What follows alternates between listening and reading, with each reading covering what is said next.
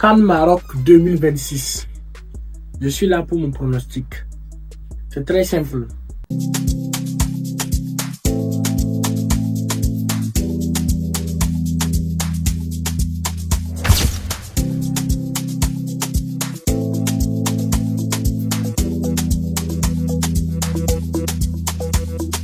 Très simple.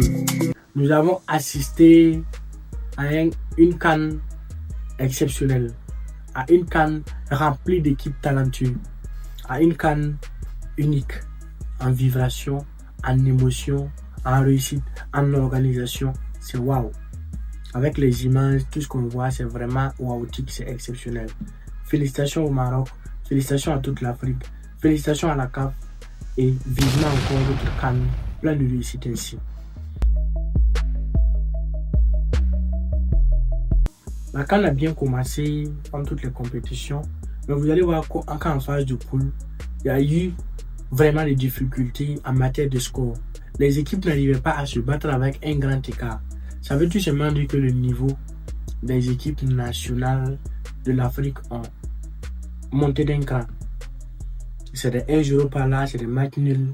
À part deux équipes qui ont réussi à battre 3-0.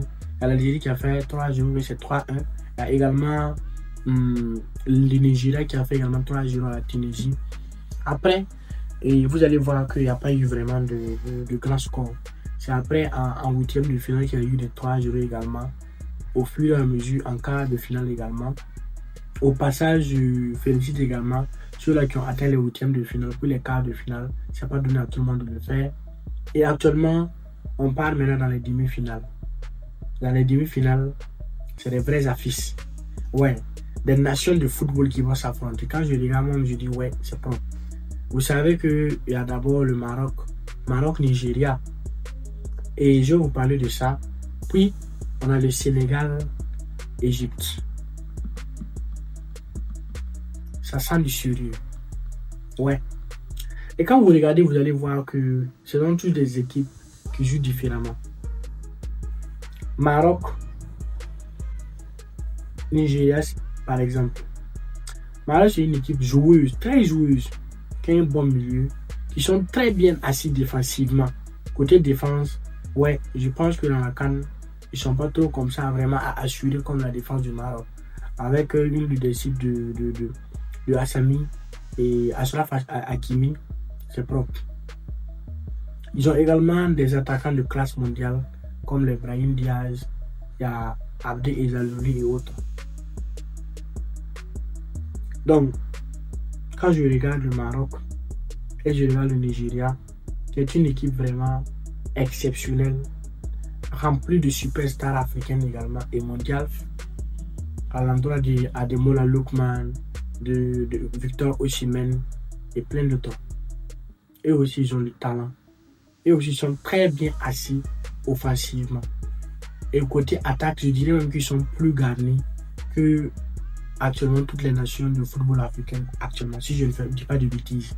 Donc, ce qui fait que vous allez voir que ça devient un peu bizarre. Et ils sont très bien défensifs, offensivement. Mais côté défensivement, ils ont assuré aussi face à l'Algérie. Mais je dirais que c'est parce que l'Algérie n'était pas aussi assez tranchant. Ouais. Le Nigeria, côté défense, ils ont un petit peu de difficulté. Ils aiment les équipes qui ferment. Mais le Maroc ne ferme pas.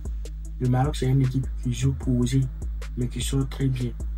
Donc, et vous allez voir que le Maroc et puis le Mali a été 1-1. Parce que le Mali joue de la même façon que le Maroc. Il propose du bon football. Donc, ce qui fait que, normalement, c'est logique. Mais le Nigeria et le Maroc, moi, à ce que je vois tout simplement la victoire du Maroc. Je vois le Maroc filer en finale et je vois l'Algérie. Et autant pour moi, je vois le Nigeria rentrer.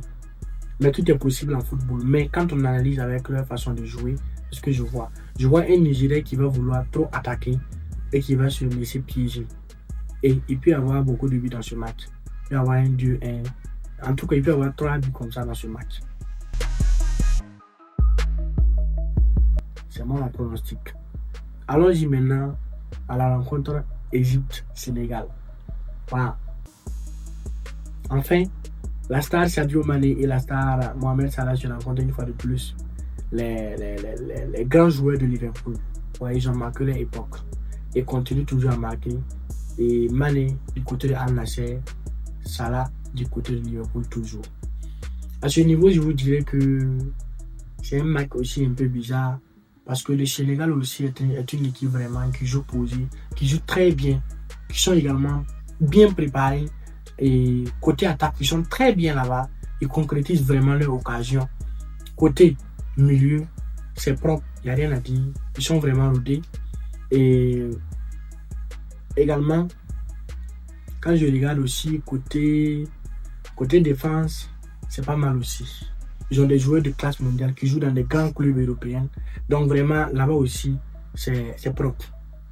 Mais quand je regarde l'Égypte, c'est une équipe stratège, posée, ils ne sont pas pressés. Et qu'une fois quand ils te marquent, c'est difficile d'enlever. Ce qui fait que quand tu regardes, tu vois que c'est vraiment pas facile. Ça va vraiment pas être facile pour le Sénégal. Mais moi, je ne vais pas trop parler là-dessus. Je vois tout simplement les Sénégal filer en finale. Donc ça veut dire que je vois un final Sénégal-Maroc. Et pour finir, je vois le Maroc remporter la compétition sur lui. Parce que quand on veut analyser, il faut analyser d'un œil vraiment neutre. Il ne faut pas analyser avec des émotions. Et j'arrive à bien le faire. Donc les amis, donnez aussi votre pronostic en bas, dans les commentaires. Et après les matchs, on verra qui a raison ou pas. Quant à moi, je vous invite à vous abonner, à partager. C'est vrai que ce n'est pas dans mes habitudes de faire ce genre de vidéos, mais ça fait partie également de la préparation, de l'évolution, de tout ce qui va avec. On est ensemble et à la prochaine.